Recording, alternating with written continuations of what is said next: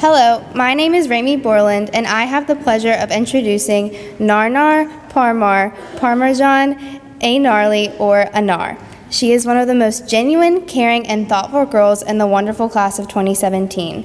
One of my very first memories of Anar was during 6th grade lunch when our table discovered how delicious Anar's mom's pesto was, and of course, willingly, she shared her lunch with everyone at the table almost every single day. She is beautiful inside and out and always willing to listen. I know she's about to share some wonderful words with all of us today, so without further ado, my dear friend Anar Parmar.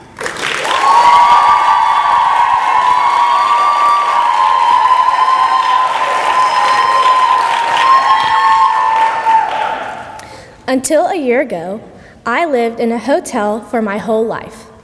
My parents owned and ran the hotel since they moved from London to America when I was born.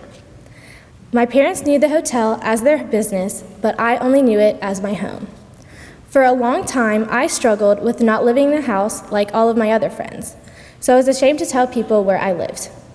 In middle school, when people found out that I lived in a hotel, they immediately thought I was living exactly like Zack and Cody from the Disney TV show, The Sweet Life of Zack and Cody. I wanted nothing more than to say yes and begin comparing my life to theirs, but that just wasn't the reality. The reality was that The Sweet Life of Zack and Cody was a Disney TV show meant for young children's entertainment, whereas my life was just not. I was worried that once people found out that it was a Days Inn and Suites and not a fancy branded hotel like the one from the TV show, people would think I was just lame. We didn't have room service or elevators like everyone just assumed. For the most part, I lived like most of you. My family cooked our own meals, I had to clean my own room, and because there was no elevator, I had to walk up the stairs. However, it was still a hotel, and there were some perks that I greatly miss.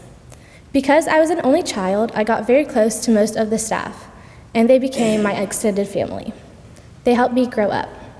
From picking me up from school, to making my birthday cakes, to painting my room, each of them contributed to the person I am today, and for that, I'm always grateful. They are the reason why leaving was the most difficult thing I've ever had to do. Last year, at the beginning of the week of November 29th, we were there and everything was there. And by the end of the week, we were gone and everything was gone.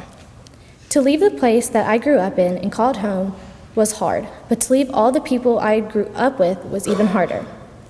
I remember someone telling me to stop being so sentimental. It was just a business. These words greatly affected me. I left the only home I had known for 16 years and the people I considered family. I've always had this thing that people can tell me what to do and I'll do it, but they can never tell me how to be. Because of these words, one of the deepest struggles I had through this process was feeling alone. No one else knew what I was going through, and it felt like no one really cared. I decided that I didn't want people to see I was struggling or think I was being too sentimental, so I decided to just keep it to myself. The harder I tried not to reveal my emotions, the harder it was to hide what I was truly feeling. So I learned the hard way that it's not healthy to keep things to yourself. Sometimes you need help and guidance through the bad times. For me, my light was Mrs. Parker. She's the reason I got through this process and can stand before you today and say I'm okay and everything is okay. I learned it's okay to be sad or sentimental, and it's part of the grieving and healing process. Being sad and sentimental does not make you a weak person. I believe that crying and releasing your emotions is more beneficial than pretending to act like nothing even happened. So don't let what other people say dictate how you truly feel. How you want to be is your decision, and no one can ever take that away from you. So I leave you with this quote from Maya Angelou. You may not control all the events that happen to you, but you can decide not to be reduced by them. Thank you.